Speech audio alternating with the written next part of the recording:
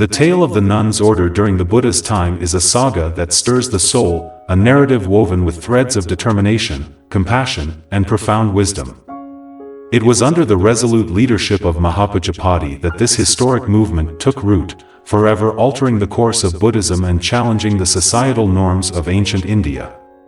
Picture this: 3 years after attaining enlightenment, the Buddha, in all his serene majesty, returned to his homeland to visit the Sakya clan. His purpose was clear: he came to teach and guide his family and relatives, to bring the light of Dhamma into their lives. Can you imagine the impact of such a momentous return during this pivotal period? The Buddha made a revolutionary decision, one that would ripple through the annals of history. He accepted women into the monastic community as bhikkhunis. But, this decision was not without controversy. Did this choice come with a heavy price? Could it be that allowing women into the monastic order somehow shortened the lifespan of the Buddha's teachings from 1,000 years to just 500? How intriguing and unsettling is this notion?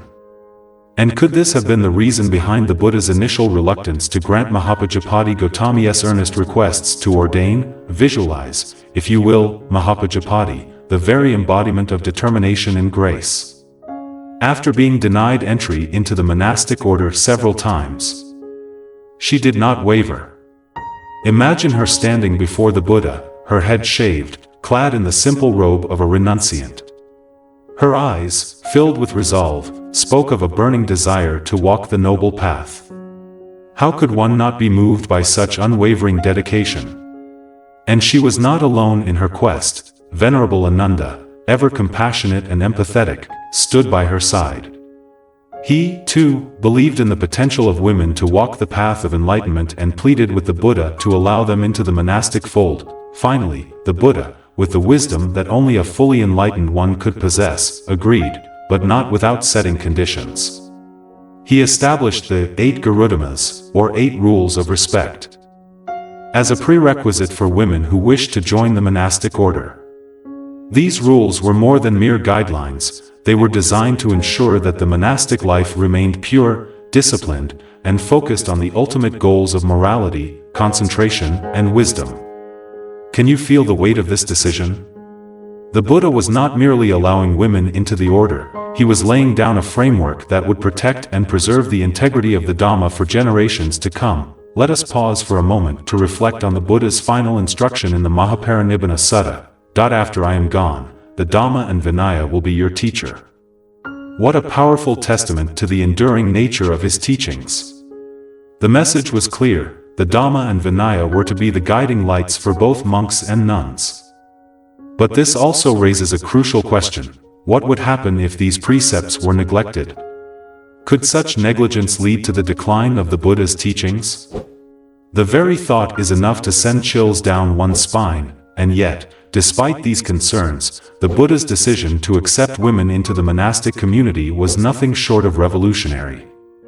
In ancient Indian society, a society deeply divided by caste and gender, where women often had little to no voice, the Buddha's acceptance of women as bhikkhunis was a radical act of equality. How incredible it is to think that, even then, the Buddha recognized the potential of women to achieve enlightenment, to realize the same truths as men. But was there injustice towards women in the monastic community during the Buddha's time? And did the presence of women in the monastic order negatively affect the development of Buddhism? These questions are not just academic, they strike at the very heart of the Buddha's teachings on equality and compassion. Let us not forget the key figures in this transformative era: Venerable Ananda and, of course, Mahāpajāpati Gautami. After Queen Maya's untimely passing, it was Mahāpajāpati who took on the role of mother, caring for the young prince until he grew into the man who would become the Buddha. This was not just an act of familial duty, it was an expression of deep, abiding love and compassion. And when Ananda, moved by Mahāpajāpati's unwavering resolve, requested the Buddha to allow women to live the monastic life, one has to wonder, did the Buddha agree solely because of Ananda's plea? Or had he already foreseen this path, waiting patiently for the right moment to embrace it? The thought is as profound as it is moving. Imagine the Buddha, after years of wandering and teaching, returning to guide his family and relatives. His teachings were not just words, they were transformative experiences that led many, including King Shuddhodana, to attain arahantship as laypersons. And Mahāpajāpati Gautami, although initially reaching only the first stage of enlightenment, later became the head of the nuns community after joining the monastic order. Can you feel the weight of these achievements? These were not mere spiritual milestones, they were a testament to the transformative power of the Dhamma. And then, there's the haunting question, why did the Buddha refuse Mahāpajāpati's request to ordain multiple times? He said, "Enough, enough, O ant. I cannot accept this." Why such resistance? Yet, when Venerable Ananda earnestly pleaded on behalf of the women, the Buddha finally agreed.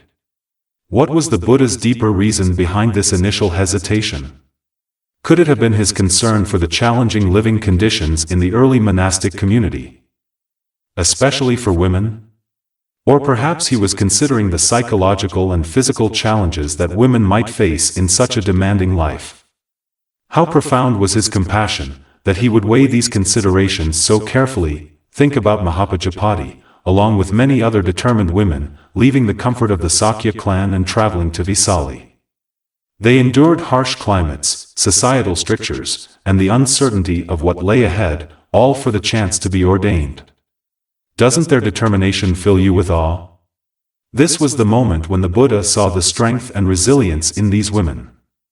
They were ready to face the hardships of the monastic life, ready to walk the path of Dhamma with unwavering resolve.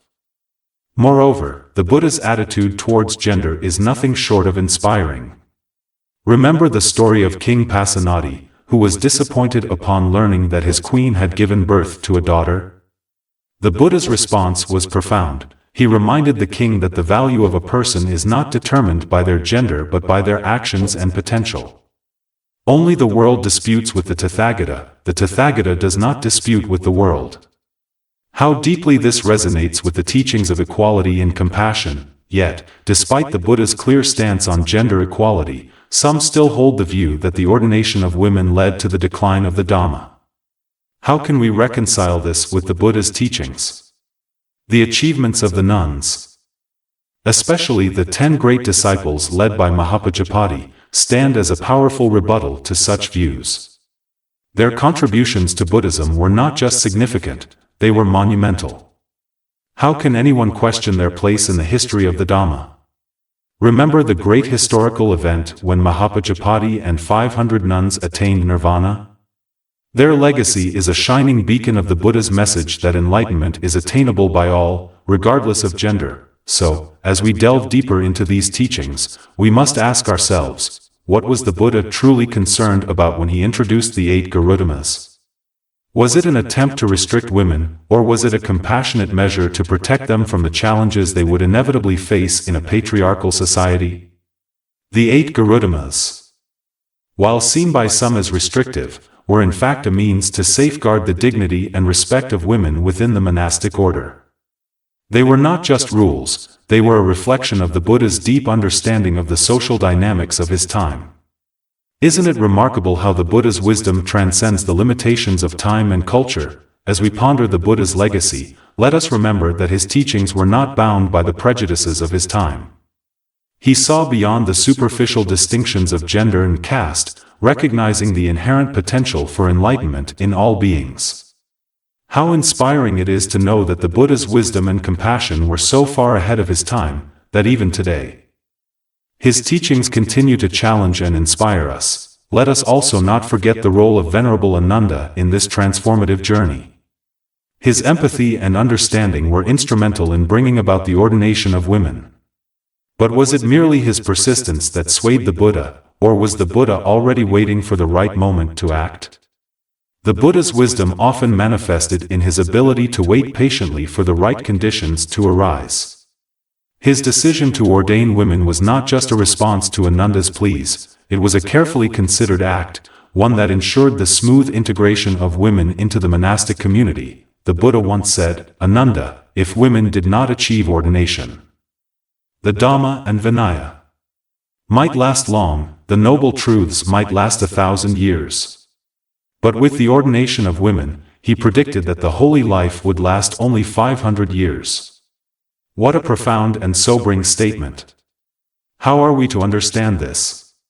Does it mean that the inclusion of women somehow weakened the Dhamma? Or could it be that the Buddha was acknowledging the inevitable challenges that would arise as the monastic order expanded to include both men and women? The answer may lie in the Buddha's understanding of the complexities of human nature and society. He knew that the introduction of women into the monastic order would bring about significant changes, both positive and negative. But he also knew that these changes were necessary for the growth and evolution of the Dhamma.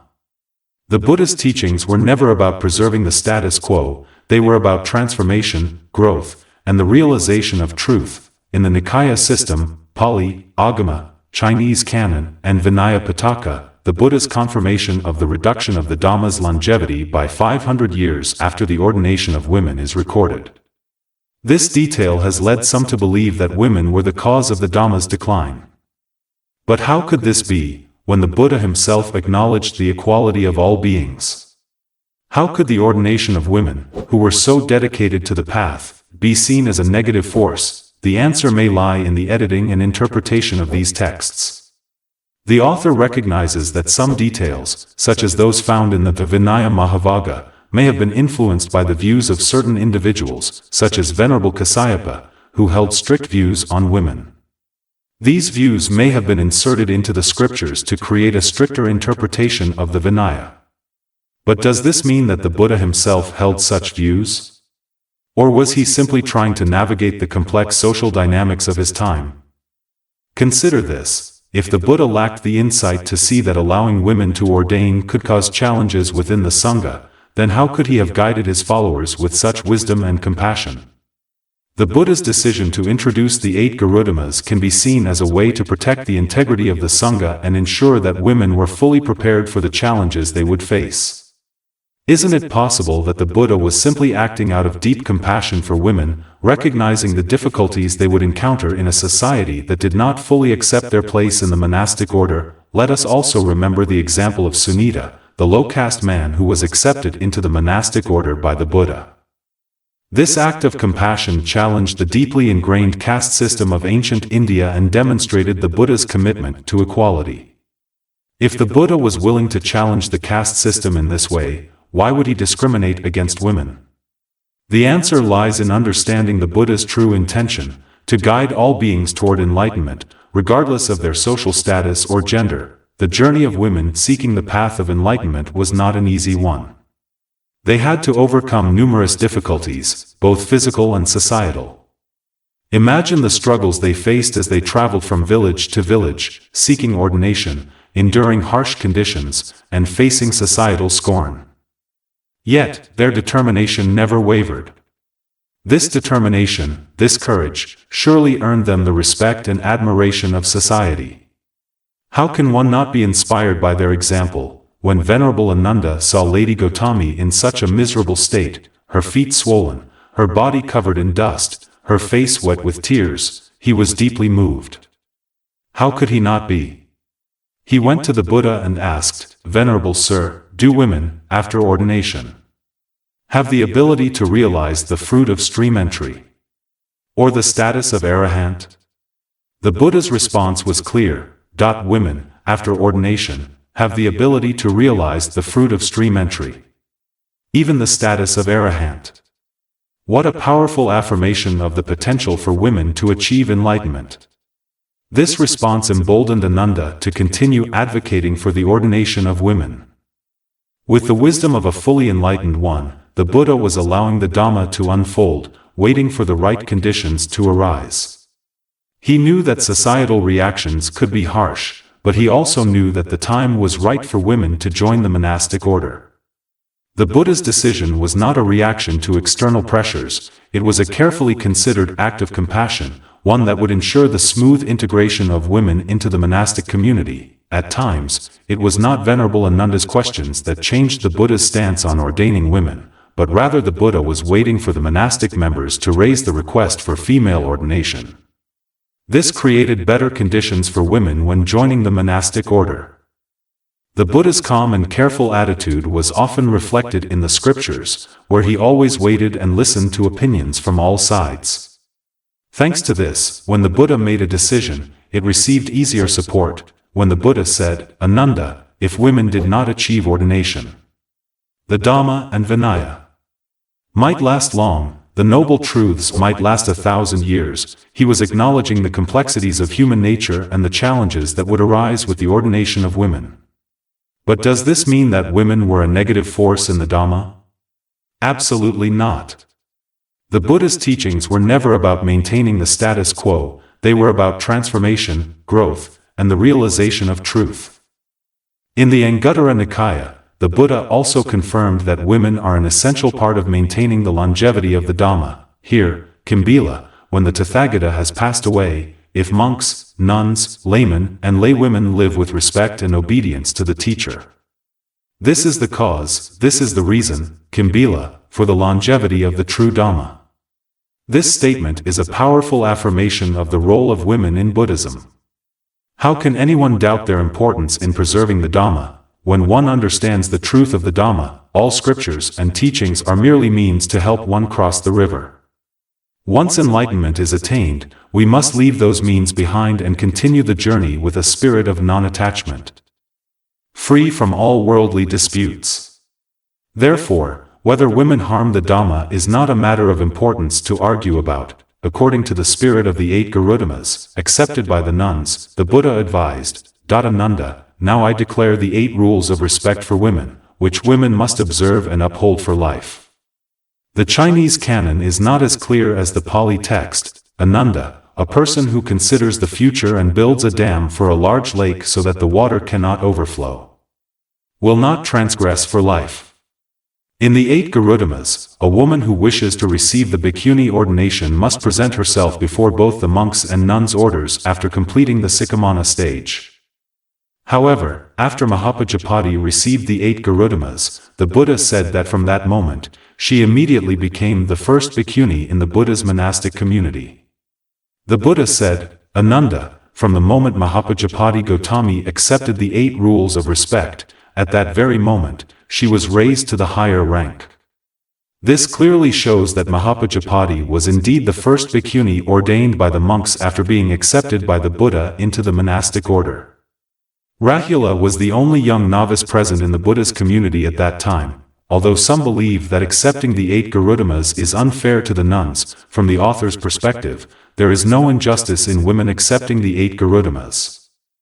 In fact, the 8 Garudhamas make a nun more refined, like a woman adorned with beautiful jewelry. A close reading of the 8 Garudhamas reveals that the rules requiring women to respect the monks are simply necessary practices for those queens and noblewomen who have just abandoned their royal lives to let go of their mental attachments to status and power.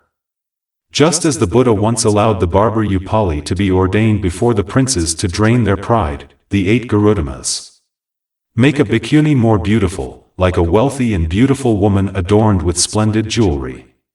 For those women who sincerely wish to study for liberation and recognize the teachings of non-self and dependent origination, they will not find it difficult to practice the 8 Garudhamas. This demonstrates the importance of the Vinaya that the Buddha established to protect the pure life of the monks, 250 precepts, and the nuns, 348 precepts, which are the lifeblood of the Buddha's teachings. As long as the Vinaya remains, the Buddha's teachings will remain. Based on historical data from the scriptures and the Vinaya of the Buddha, we cannot help but admire his egalitarian and revolutionary thought. Even to this day, in some cultures, equality has not yet been fully achieved. This shows that the Buddha's wisdom and compassion transcend time and space, retaining their value after thousands of years.